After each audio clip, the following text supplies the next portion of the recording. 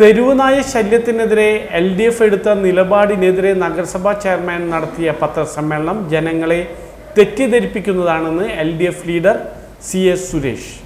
തെരുവുനായ ശല്യത്തിനെതിരെ LDF എടുത്ത നിലപാടിനെതിരെ നഗരസഭാ ചെയർമാൻ നടത്തിയ പത്രസമ്മേളനം ജനങ്ങളെ തെറ്റിദ്ധരിപ്പിക്കുന്നതാണെന്ന് LDF parliamentary party leader CS Suresh പത്രസമ്മേളനത്തിൽ പറഞ്ഞു.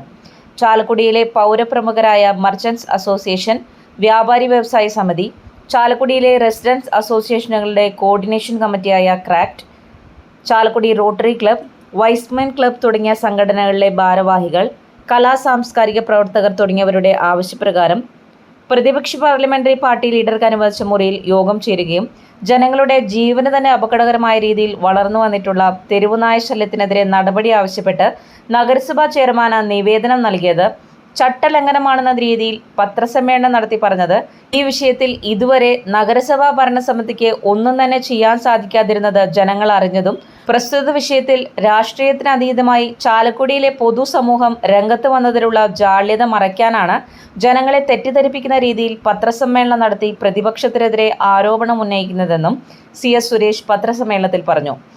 ജനപ്രതിനിധികൾ ജനോപകാരപ്രദമായ വിഷയങ്ങളിൽ ഇടപെടുന്നതിലോ അതുമായി ബന്ധപ്പെട്ട യോഗങ്ങൾ വിളിച്ചു ചേർക്കുന്നതിനെക്കുറിച്ച് മുനിസിപ്പൽ നിയമാവലിയിൽ യാതൊരു നിയന്ത്രണവും പറയാത്ത സാഹചര്യത്തിൽ ചാലക്കുടിയിലെ പൊതുജനങ്ങളെ ഏറ്റവും കൂടുതൽ ബാധിക്കുന്ന തെരുവുനായ ശല്യത്തിനെതിരെ പൗരപ്രമുഖരുടെ സാന്നിധ്യത്തിൽ യോഗം ചേർന്നതിൽ യാതൊരുവിധ തെറ്റും കാണുന്നില്ല എന്നും സുരേഷ് പറഞ്ഞു.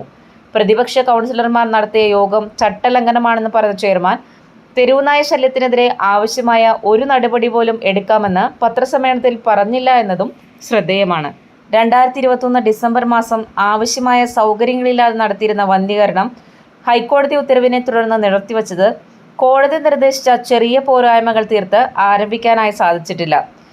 തെരുവുനായകൾക്ക് ഷെൽട്ടർ പണിയുന്നതിനാവശ്യമായ പണം കണ്ടെത്താനായി വളർത്തുനായകൾക്ക് വാക്സിനേഷൻ നടത്തി ചിപ്പ് ഘടിപ്പിച്ച് ലൈസൻസ് നൽകി കൈപ്പറ്റിയ തുക വകമാറ്റി ചെലവഴിക്കുകയാണ് ചെയ്തിട്ടുള്ളത്.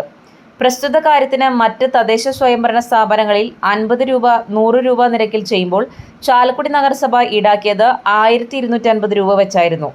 ഈ ഇനത്തിൽ പിരിഞ്ഞു കിട്ടിയ 12,07,250 രൂപ പിരിഞ്ഞതിൽ 140 നായകൾക്കുള്ള വാക്സിനേഷൻ ആവശ്യമായ തുക കഴിഞ്ഞ് ബാക്കി തുക വകമാറ്റി ചെലവഴിച്ചു.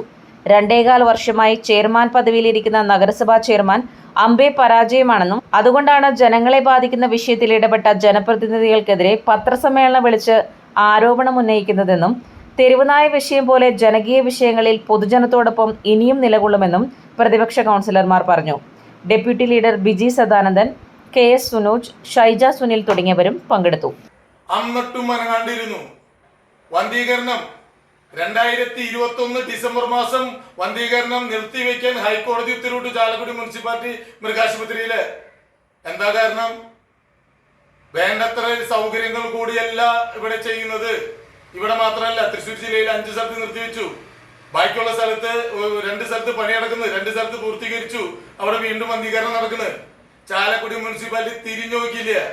ഇദ്ദേഹം മൃഗാശുപത്രി പോയിട്ടുണ്ട് അവിടെയുള്ള ആൾക്കാർ ജോലി ചെയ്യുന്നത് നോക്കാൻ. അദ്ദേഹത്തിന്റെ അധീനപ്പെട്ടതല്ല. ആ വന്ധീകരണത്തിന് വേണ്ട സൗകര്യങ്ങൾ 5 ക്യാബിൻ പണിതു കൊടുക്കണം, ഷെൽട്ടറുകൾ 5 ഷെൽട്ടറുകൾ. അതുപോലെ തന്നെ ഈ വന്ധീകരണം നടക്കുന്നിടത്ത് AC വെച്ച് കൊടുക്കണം. ഈ AC വെച്ച് കൊടുത്തു കഴിഞ്ഞാൽ അവിടെ ചെയ്യാനായിട്ടുള്ള ഹൈക്കോടതി വിധി തീരുമാനം മാറ്റം കിട്ടും. അതിനൊന്നും മുൻകൈ ഈ മനുഷ്യൻ എടുത്തിട്ടില്ല. ഇദ്ദേഹം ചെയർമാനായപ്പോ AC തോളത്ത് വെച്ച കൊണ്ടുവന്ന്, അതായത് പഴയ ചെയർമാൻ ഇരുന്ന സീറ്റിലിരിക്കില്ല, റൂമിലിരിക്കില്ല. പുതിയ സ്ഥലത്ത് സെക്രട്ടറിനെ മാറ്റി, പുതിയ സെക്രട്ടറിനെ ചെയർമാന്റെ റൂമിലേക്ക് മാറ്റി. അത് വാസ്തു വെച്ച് നോക്കിയപ്പോ എന്തോ ഒരു കുഴപ്പം നോക്കിയിട്ട് പറഞ്ഞ, നമുക്കറിയില്ല, അത് ഓരോരുത്തരുടെ വിശ്വാസം. അദ്ദേഹം വന്നപ്പോ AC കൊണ്ട് ഈ റൂമിൽ ഫിറ്റ് ചെയ്ത് ഓരോരോ ഇന്ന് ഇവിടെ വന്ധീകരണം നടത്തി. ഇത്ര രീതിയിലുള്ള പെറ്റുപെരുകായിരുന്നോ?